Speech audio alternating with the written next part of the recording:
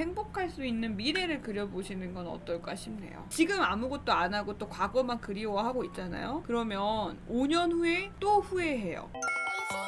권태기 온 여자가 헤어짐을 통보했는데 후폭풍이 올까요? 첫 번째, 사귈 때 어땠는가? 후폭풍이 올 만큼 남자가 그만큼 매력적이고 되게 잘하고 자상하고 재밌었고 즐거웠고 뭐 힘들 때 다 옆에 있어줬고 뭐 이런 그런 포인트들이 있었는가가 좀 중요하다고 생각하고요. 그리고 나서 다른 남자가 생겼나 생기지 않았나, 이것도 되게 중요한 포인트 중에 하나예요. 이거는 생겼는데 너무 행복해. 후폭풍 올 시간이 어딨어. 행복한데. 그리고 안 생겼으면 문득 외로움에 그래도 걔만한 애가 없나라는 생각이 들 수도 있긴 하죠. 혹은 생겼는데 별로야. 그러면은 또 이제 나름대로 전 남자친구가 생각이 나서 후폭풍이 올 수도 있는 거겠죠? 그런 것도 있지. 누군가와 만나려고 할 때마다 현타가 와. 이럴 때도 후폭풍이 좀 올 수도 있어. 어차피 헤어졌고 이제 나는 다른 사람을 만나보겠다. 이 남자를 더 이상 만나고 싶지 않아서 헤어짐을 말한 거잖아. 그랬는데 소개팅도 너무 힘들고 누굴 만나려고 하는 것도 힘들고 세상에 헌팅도 힘들고 지금 여름이라고 바닷가 놀러가서 남자들을 히히덕거리는 게 즐겁지 않아. 안 즐거워. 그런 행동들이나 그런 행위들을 할 때 내가 현타가 오면은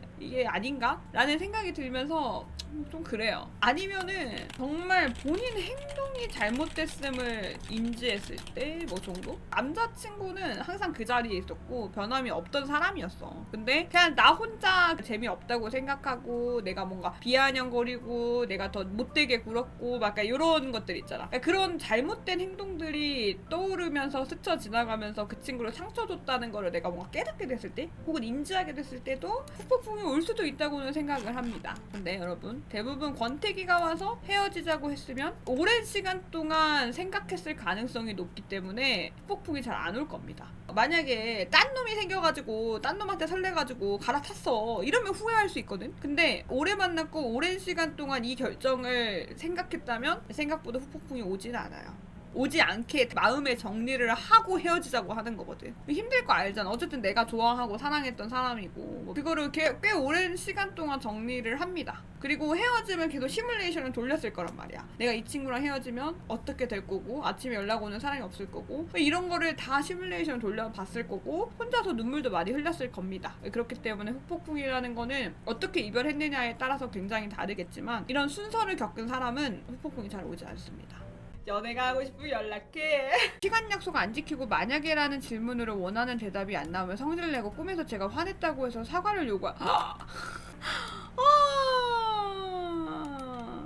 사과를 요구하더라고. 결국 먼저 헤어지자고 말했습니다. 근데 요즘에는 그 사람이 그리운 것보다 4년 전 젊었던 그 시절이 그립습니다. 이게 후폭풍일까요? 버티기 힘든데 극복하는 방법이 있을까요? 어떻게 얘기를 해줘야 될까? 이거는 연애와 관련이 좀 없습니다. 그러니까 후폭풍이라기보다는 내가 그 젊었을 때 한 사람에게만 있었던 그 시간이 약간 아깝다고 느껴졌거나 아니면은 이 시간대에 이렇게 하는 게 아니라 이렇게 해볼 수도 있지 않았을까라는 후회에 가깝거든요. 내가 보통 과거를 그리워하거나 과거가 많이 생각나는 경우는 지금 내가 행복하지 않을 수도 있거든. 지금 내가 행복한 시간을 안 보내고 있는 건 아닌가를 조금 더 생각하셨으면 좋겠어요. 여기에 얽매이는 게 아니라 내가 앞으로 해야 할 것을 정리를 해본다거나 앞으로 해보고 싶은 것 이런 거를 정리를 해본다거나 내가 지금 현재가 행복하지 않기 때문에 좀 더 내가 지금보다 행복할 수 있는 미래를 그려보시는 건 어떨까 싶네요. 지금 아무것도 안 하고 또 과거만 그리워하고 있잖아요. 그러면 5년 후에 또 후회해요. 25살이면 30살에 25살에 그러지 말걸. 25살이라는 나이 하나만으로도 할 수 있는 게 너무 많았는데 그렇게 과거에 연연해 하지 말고 여자나 더 만날걸. 32살 생각이 많을 때네.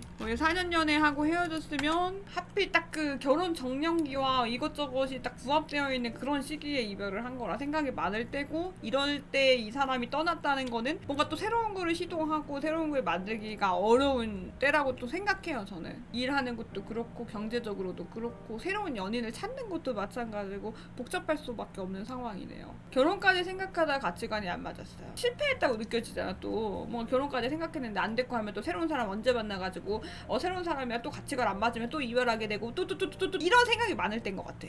그럼 세월은 지나가고 시간은 흘러갈 텐데 37살의 본인이 32살의 본인을 봤을 때 하고 싶은 말이 근데 분명히 있을 거거든. 그때 뭐라도 하지. 빠져나와서 할 수 있는 것부터 시도를 해보지 이러면서 과거에 너무 얽매여 있지 맙시다. 지금부터도 행복할 수 있어요. 지금부터도 뭔가 만들 수 있어요. 생각이 많을 때지만 물론 저도 이 말을 할 자격은 없어. 왜냐면 저도 그 나이대이기 때문에 생각이 많고 고민이 많아. 뭐든 해야 하더라고. 근데 사람을 만나든 누구를 만나든 내가 이거 취미를 하든 운동을 하든 뭐든 해야 되더라고요. 깜찍한 윙크 소나트 한 번에 깨꼬닥 나또 기절 또 광대 승천 넌